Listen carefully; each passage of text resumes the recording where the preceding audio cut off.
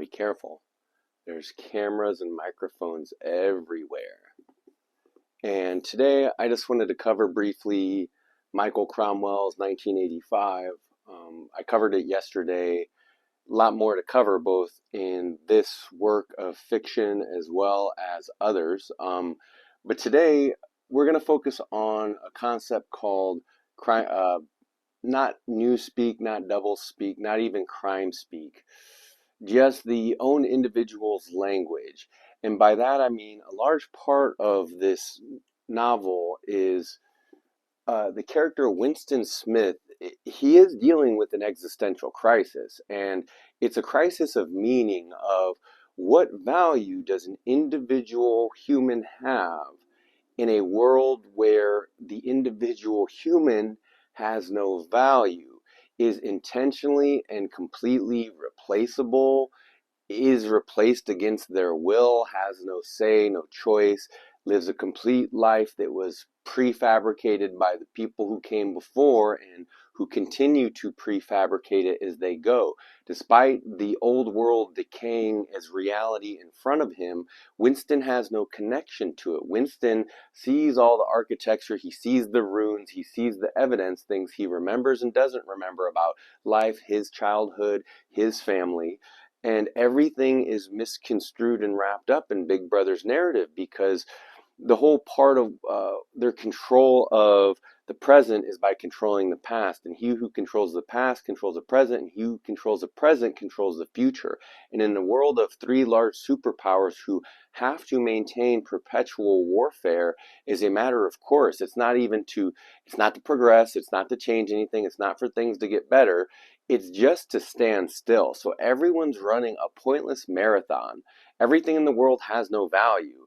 The people themselves have no value.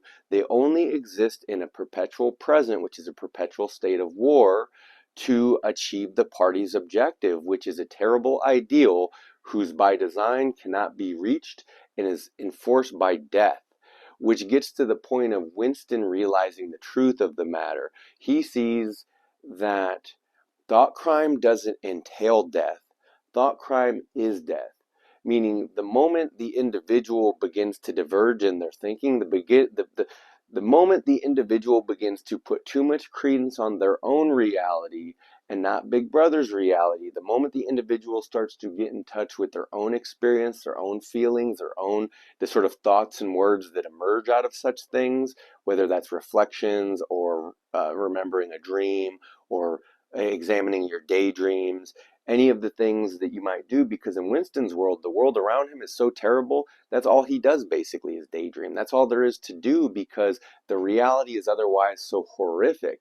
And the play acting in this world, the play acting hides the horror of it, but it's so easy to defer with a little bit of intelligence that you can basically run on autopilot in this world, right? You're just an actor, you're giving your lines, you're hating when you're supposed to, loving when you're supposed to. You can only love Big Brother, right? The heart has been removed, the human heart has been removed. There's no such thing as private feelings, there's no such thing as private language, right? You can't reflect that or show that in any way, because to do so is to individuate yourself away from Big Brother or the herd. And within modern psychology, not even modern psychology, maybe like out of the last century, you could say, there were a few psychologists who were worth something, and then most everyone else are just industrial priests following the example that other models actually, the models that other people created. And these other people just kind of fit right in over the last 100 years, and they're often borrowing from from psychologists and literature and religion in ways they don't even understand. And their main function is to say, okay, hey, you need some more Xanax, you need some more prescription speed, right? I said it before, it's popular amongst college kids, musicians, teenagers, right? So is the Xanax too, I guess. Anything to deal with this mechanized world in which, again, man increasingly has no value and everything is about fitting people's frayed and wired physiologies into this model. That when Winston Smith recognizes that thought crimes are death, he's recognizing the truth that came out of psychology of the last century, as someone like Marie von Franz wrote and said, as well as Carl Jung, when they say things like, individuation is preparation for death. Well, if you can think of as a herd animal, as a social animal, if you have a herd of zebra, imagine one starts to growing colorful stripes, right? I don't know that the other zebras would even notice enough to then abandon that or intentionally kick that zebra out, but that very zebra signaling its own evolution, growing those stripes evolving, right? That exists regardless of the herd. You if you were a scientist studying it, you would go, huh, look at this one zebra. I guess in other animals, maybe what's more common is a lack of pigment, but in the we call them albinos, I guess. I don't know if that's still politically correct, but anyway, I'm getting to a point here to say whether it's a school of fish or a herd of animals, you can see that there's safety in numbers and there's safety at the center. So there's a reason all animals seek to be at the center of the herd. There's a reason why it's no different in Big Brother's world with herds of millions of people, whether that's the inner party, the outer party, or the proles, aka the working poor, aka the proletariats, right? That it doesn't matter who, they're all wired into the system in one way or another. And as the party slogan goes, only proles and animals are free because everyone else is beholden to the system and its terrible ideals. So Winston, again, he sees that his own organic activity, by the time he's writing in this journal, it takes him, I don't know how long of writing, how long recording his personal thoughts, right? Because remember, the individual human has no feelings, has no thoughts that matter, has no feelings that matters, has no anything that matters. So writing it down is pointless anyway. But he's trying to discover something. He's trying to understand something. He's trying to process something. And by the time, it takes him a bit, but by the time he gets there, he already realizes, oh, it's too late.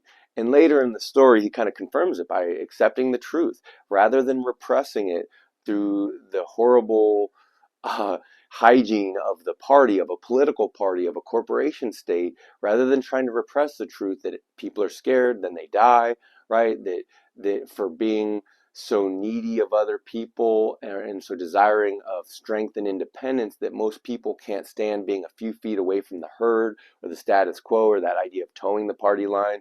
I know a lot of people might think towing means like to tow the party line, right? You're pulling on it. No, towing it means like, like a line of prisoners or a line of soldiers or a line of where the point is some higher authority has told you where to line up and you're lining up because you have to or because that's your job or because whatever it is. But the point is that you see where other people's values do the commanding and you see exactly where everybody does the obeying, right? So question marks, to whom, from whom, what date, what time, for the individual, would they even know? Or whose time are they working on? Big Brother's time seems that way to me. Because, and you can see this in the fact that there exists nothing outside of it. Both slavery and its revolutions, both the proletariat and their freedom, or the delusion of that they need freedom because the proles are as free as it gets, right? That Winston really, he wants freedom for himself, right? He wants the freedom to scream 2 + 2 is 4. And he understands the how, but not the why. And the why is, why does Big Brother insist thou art? Why does Big Brother, if things were under control, what was the deal? Why did it have to be this way? That's what he couldn't understand. Why did the party demand total control? And I guess I'll probably get into this into the next episode, but I was just trying to point out that if you sell out mankind long enough, eventually there's nobody and nothing left to sell out, right? And in the story 1984, you can see the needs of survival, right? The needs of the many become the justification for the few. And it's long kind of been this way. The difference was back when people had the luxury to believe, right? They believed in believing even in a nihilistic world where humans have no meaning, no value, no purpose except to serve the party in some designated category, right? To work, to spend their time on some treadmill to keep them busy and so they could serve the party, right? That what does it even mean to be a human and why would it matter? And then from there, you could see that it's Winston who is coming to terms. He very much in this story, he sees that he recognizes himself as a sickly man in gray overalls like the reality of the precariousness of the situation, right? That for this greater future he's hoping for, because you have to hope for a greater future when you have nothing here and now. And this has been the story of humanity, both its blessings and its cursing, all its evaluations and its valuating standpoints, always along the lines of more to the point of infinity and eternity, more love, more hate, more this, more that, more treasure, more gold, more money, more sex, you name it. We've been chasing more forever.